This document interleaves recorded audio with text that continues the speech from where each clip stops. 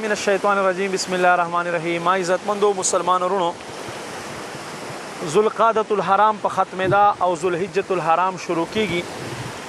ډیر شای عملونه دي، په دې کې یو عمل نبی پاک صلی الله علیه و آله وسلم مقتدا خیال دی چې تاسو ذوالحجې میاشت شروع کېدا نه مخکې یعنی ذوالقعده مازدیګر لمر پر وتدا پورې خپل نکونه زیر ناف ویختو د ترخونو ویختو دا کټ کړي او دغه نه ورځې تاسو خپل نکونه او ویخته مکټ کوئ. کله قربانی وشي قربانی وکئ نو هغې نه بعد کټ کئ. دا هغو خلکو دپاره سنت طریقه دی کم خلک چې قربانی کوي. خو یاد وساتئ کم خلک چې قربانی نه کوي هغو متعلق هم په روایتو کې راځي چې څوک قربانی نه کوي او هغه هم دا عمل وکړي نو الله رب کریم با مهربان رحمتونو وال رب هغوی ته هم د قربانی کولو ثواب ورعطا کړي.